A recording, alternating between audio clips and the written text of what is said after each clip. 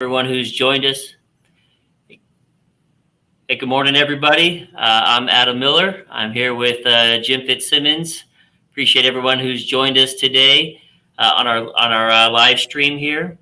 We plan to cover several topics today, but most importantly, we want to be as engaged with our audience as we can. We hope to get as many questions as we can, and we'll answer as many as time will permit. Want to talk a little bit about the market today, how that's looking, into the back half of the year and into next year. Also want to talk about Jim's ride-along he did recently and some of the feedback he's received and some insights he's gained from that. Maybe talk a little bit about COVID and some messaging around that and how, it's changing with our customers and how we just need to be very flexible as, the COVID cases develop. And maybe give a little update around Zonar and, the work we're doing on the tablets. First thing I want to hit on is we just recently announced our second quarter results for Knight Swift, and obviously Swift plays a big part in those results, and we continue to see great strength in the business and performed very well. We saw both revenue and profit growth in our trucking business, in our intermodal business, also in our logistics business. So I just want to share with everyone how grateful I am with our great drivers, our great mechanics, our non-drivers who are, in the office supporting our people, our logistics team, everyone who's put us in a position to perform at such a high level over the last several quarters and have really positioned Swift as an industry leader. And so I appreciate all the great work, and I look forward to a great back half of the year as well. There's been quite a few surveys out with our customers from third parties as well as insight that we gain from them, and consumer demand remains very strong. I think many of our customers are expecting probably mid-single digit 5-6% year-over-year sales improvements on a same store basis, and so that's going to lead to a tremendous amount of freight that needs to move. Most of our customers are really struggling right now to find capacity. That hasn't really changed, and I don't think they're foreseeing a change in the back half of the year as well. And right now the rails are really struggling with congestion, and it's tough to add more freight to the rail networks. And so I think our customers are going to rely even more heavily on full truckload providers like Swift. So it's going to be a great opportunity for our driving associates to get out there, run miles, generate a nice paycheck. We also have some opportunities to add more drivers to our fleet. We have many open positions in our company, and there's no better recruiter in our business than our current drivers. And we have a referral bonus. We pay $1,500 for every driver that's referred and hired on at Swift. And we have many drivers taking advantage of that program. I think year to date, we've already paid out $250,000 to our drivers who've recruited. So please take advantage of that. Let's get your fair share of what's available out there. I think there's a lot of opportunity. And hey, we look forward to continuing to grow our business in the back half of the year. And again, I'm just so grateful for the great work from the men and women that have made Swift so successful over the last several years. So maybe I'll turn it over to Jim. Jim, if you want to maybe comment on just your recent ride along, maybe share what your experience has been with the group here. Yeah. So last week I left Phoenix, picked up a load at Costco Tolleson, and went to St. George, Utah, and then back with one of our longtime drivers, Victor Ochoa. He's one of our 3 million plus mile drivers. And I've been at Swift 28 years. I've always had a ton of empathy for our drivers, knowing it's a very, very tough job and what they deal with out there, whether it's, picking up a load, delivering a load, mechanical issues, cars cutting you off, just all the different things that you have to deal with as you're going from point A to point B. But I can tell you, after doing that, sleeping in the truck, going to a truck stop the next day to fuel and shower, I have even more empathy for the hard work that you men and women do out there. So first of all, just wanted to say thanks for what you do out there. It's greatly appreciated. And I want you to know that does not go unnoticed, from those of us in the office at Swift. And so we're going to start having a campaign to get more people to do that. I think the more office staff we get to go out with the driver, even just like I did, it's 420 miles out and 420 back. It was eye-opening. And for those that haven't been in the industry as long as I do, it'd probably be even more eye-opening going out and spending some time in the truck. Yeah, so Jim, just a comment on that. I mean, I think there's probably no better way to get an experience and understand what our drivers have to go through than going on a ride along. And so I've got mine scheduled. I got a couple weeks out, and then I'll hit the road as well. I do a similar run to Jim, and I think it's very eye opening for everyone involved there, both our drivers and the non-drivers who are experiencing that with them. Yeah, I guarantee you, there's no other way to get that kind of experience other than just going out and doing it. Now, a couple of takeaways I had. Our trucks have a lot of technology, and so in this case, one piece of technology that Victor didn't understand was the auto start-stop system in the truck. And so I was able to Google it. I found a little piece, on YouTube. We watched it and we tried it, and it worked like a champ. And so when we were sleeping, it was about 83 degrees, and so the truck would start and stop as needed to keep the inside at a comfortable temperature. And so if you're having issues with your truck, ask some questions, because these trucks have so much technology that chances are you might need to ask somebody for help on how a system works, whether it's the cruise control, the lane keeping, the idle. There's all these different pieces of technology, and it varies truck to truck. And so don't be afraid to ask somebody how something works, because it definitely can make your life more comfortable if you utilize the technology in that truck. Another takeaway I had was the fuel route. And so we were in St. George. We got opened up. We had two options to put 60 gallons on, either in St. George or I can't remember the name of the city down the road, and then coming to Avondale and top off in Avondale. Now, all three were pilots. And so I'm thinking to myself, why don't we just top off in St. George, because we're here? Just be a lot easier to do that than putting 60 gallons on and then topping off once we get to Phoenix and Avondale. Well, come to find out, there was a price difference of 76 cents per gallon between St. George and Avondale. And that was shocking to me, because in my mind, I'm thinking, they're both pilots. It can't be that much of a difference. And so I just wanted to share that, that's a huge cost difference when you think about how many gallons we put on our trucks every day. And so just wanted to share that experience, that there's a lot of science, a lot of math behind the fuel routes, and what might sometimes seem to you like a very goofy route or a goofy solution, it might make a lot of financial sense. And so don't be afraid to ask those questions, because if we do have an issue with the fuel routing system, then we want to address those or fix those issues. But in this case, it was recommending a much better fuel optimization because of that huge price difference. And really, that can be the difference of whether that load works financially for Swift or not. And so I think when we price our business with our customers, I mean, we're assuming that we can, take advantage of the procurement capabilities we have as an organization. And so, fueling in an optimized manner, allows us to run that freight for that customer and to have that lane, because, we need that fuel savings for that to be a profitable lane for us. So that's important. That's why it's important that we try to follow the fuel routes. Now, hey, there's gonna be times where some things may not make sense, and that's having a discussion with your driver leader and trying to understand that. And hey, there's times we re-optimize because it doesn't make sense, but in many cases, that system is finding the most financial beneficial way to fuel the truck. Yeah, and we do a minimum of 60 gallons, and we do that so that when you do get fuel, obviously you get the free shower. And so that's the reason, you should never see anything less than 60 gallons at one of our providers where we're fueling. And Adam, I wanted to hit on, you had mentioned COVID a little bit. And so that's obviously something, COVID count, unfortunately, is starting to go the wrong direction again.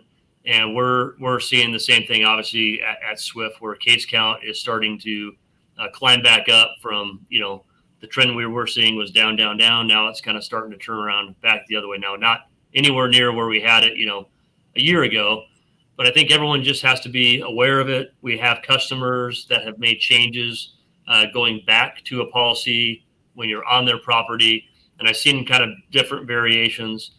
Some customers are requiring masks if you're going inside the building, but don't require a mask on their property. I think we'll probably see a variation where some customers don't require it all.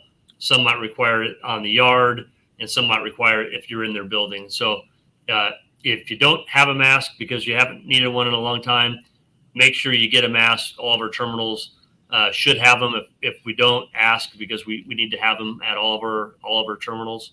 But I would definitely recommend, carrying a mask again, so that when you get to a customer that requires it, unfortunately you're going to have to put that mask on whether you like it or not. That's just part of the customer's requirement. We have to oblige by that.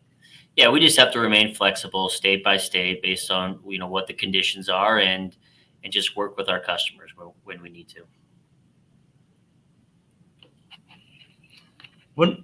Another thing I want to hit on, Adam, was badges. So we currently have 6 terminals, and I think I mentioned this before on one of these previous calls, but we're in the process of securing our terminals. And so we have 6 terminals that we've already fully secured. And when we do that, the parking, so like when you're going out, most terminals at Swift, or I think almost all but maybe Albuquerque, don't have secured parking for your personal vehicle. And so when you're out on the road, whether it's one night or 2 weeks, 3 weeks, whatever, we've had problems with break-ins, we've had cars stolen.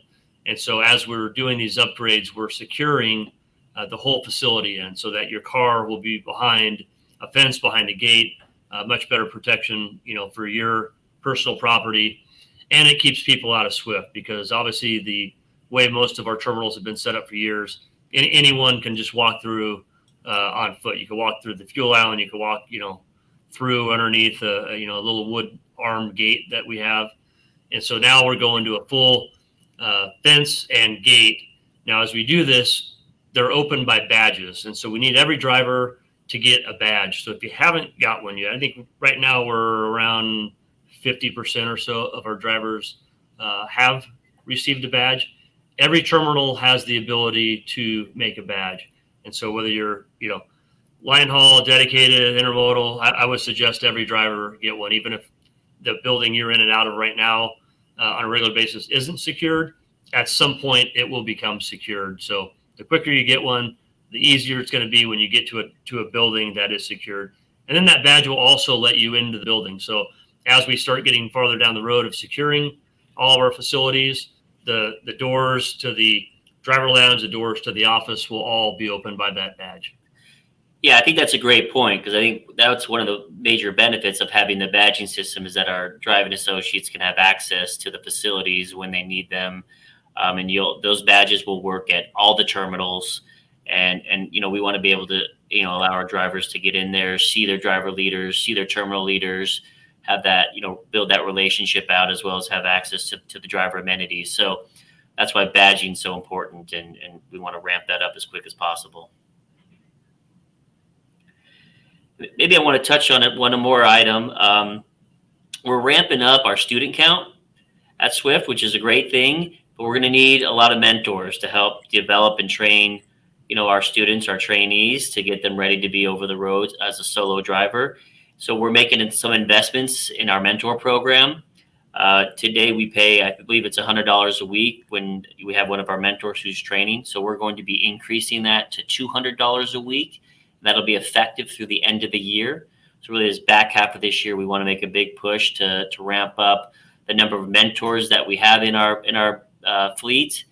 And for those that are already a mentor, we want to encourage you to get out there and help with our training program. So just want to make sure you understand that that's going to be a bigger investment in that program. And hey, we're excited to be able to pay that out and build out our mentor program.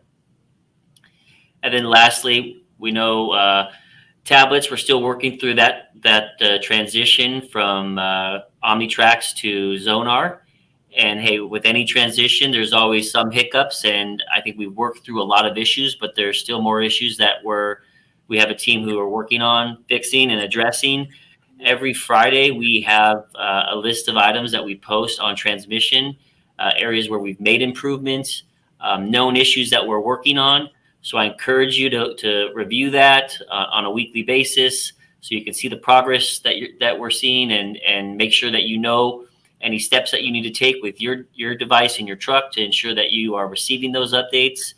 And then if there's anything that you're encountering that isn't listed on the report out every Friday, please give us that feedback so we can add it. We have a team that's working 24/7 on these items, and they've got a high level of intensity around that. And hey, we want to make sure that we deliver you state-of-the-art technology into the truck, and so please give us the feedback. We want to be as communicative as possible in terms of the process, the progress that we're making on those units. And we hope that everyone's seeing that progress and having a better experience with the Zonar tablets. So I think that concludes probably our prepared comments, right, Jim? Or did you have anything else you wanted to cover before we jumped into questions? No, let's jump into some questions. Sure. So I think we had one here from Patrick, who I guess asked the question. He's got 3 years of experience, is asking if he's going to have to get trained, and if he does, for how long. And so really, if you come with experience already, you just go through our driver qualification program, and you shouldn't have to go through the training program. Again, as long as your experience is recent and you do fine on the over-the-road test, then there's be no reason why you'd have to go through the training program. Yeah, and then if you wanted to go out for just say a day, we could have you go out for a day just to kind of learn like the tablet or anything else you might want to learn, about Swift by spending a little bit of time with the driver. We'd be open to that. I think there's another question about any flatbed or dry van opportunities in the El Paso terminal. Jim, you want to hit that? Yeah, so we have, flatbed, really, you could live about anywhere and run flatbed. So El Paso, there'd be opportunity in flatbed, there's opportunity in dry van, and there's probably opportunity in dedicated. I say probably in dedicated because I'm not sure if we have openings, but I know we have dedicated facilities that run out of El Paso. So yeah, just about any terminal, that Swift has would have opportunity for every line of business. I think there's a question about a lease partner with Wasatch. I think we used to use them for a leasing program, but we do that directly now. So if you are interested in leasing equipment, you can run that directly through the Swift program, and we should be able to get you set up on a nice lease. I see Jim here said I should have done James actually, I should have done a load with the flatbed truck. So I think throwing a tarp might have killed me, but haven't done it in a long time. Keep that for next time, right? I mean, right. Hey, this isn't something you just do once, right? We'll do this on a regular basis. So that's a good point. Definitely. There's a question here, Adam, about will I have to relocate to another state for a dedicated position? I live in Florida. We have dedicated operations in Florida, so absolutely not. There's several that I'm thinking of that are in Florida. So depending on really in many different areas of the state. So yeah, please connect with us, and I'm sure we can find an opportunity for you. Yep. I saw another question on here about somebody lived in Southern Florida asking if they would be able to drive for Swift. And yeah, so we have a terminal in Ocala, Florida. You could reach out to them and they'll get you in touch with the right recruiter and get you all the answers you need. There's another question about requiring vaccinations. At Swift, we don't have an intent on requiring vaccinations. I think we encourage it because we do think it's helped save lives, but it's not something we plan on requiring today or even into the future. Yeah. Another question here from Marcus. He's heard a lot of rumors about a new terminal in Mobile, Alabama. How true are the rumors? Yeah, that is not a rumor. That is true. So we've already purchased land. It's actually in Irvington, Alabama, right across from a large Walmart import center. And so, we're clearing out that land. We hope to have maybe something operational, maybe the end of this year, could be early next year. But yeah, no, that's certainly on the roadmap. Mobile as well as Las Vegas, another terminal that we'll be building. We've already have the land there, and that's in motion already. And so again, hope to have something up and running maybe end of this year or early into next year. Yep, I actually got to we drove by the Vegas yard because you can see it right off the freeway. So the underground is going in right now. So there's a lot of construction going on. So it's kind of cool to see progress. And then we got progress going on in Houston, Texas as well. So there'll be a new facility built there sometime next year. I think there's maybe a question about the training program and any changes we're making there. I mean, we're always trying to adjust the program and make improvements. Today we have another path on the training program where we involve more use of simulators. We're just testing that out, and so that's part of the program where you can spend some of your time, instead of being over the road, on in a simulator working on developing your skills, and then go over the road with a mentor, and hopefully not have to be out as long over the road. So it's something we're testing out. We have those implemented in a couple places across the country. And if we see some good success there, we'll plan to roll out more simulators.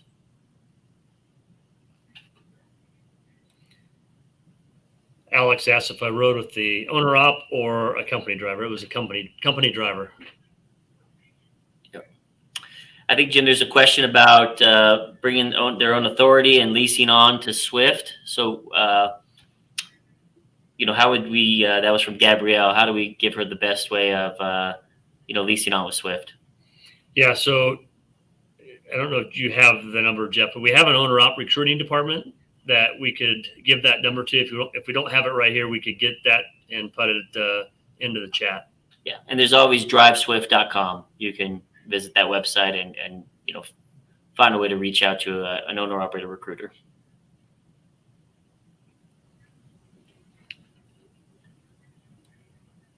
Seems like we hit a lot of the questions. Is there maybe anything else, Jim, you're seeing?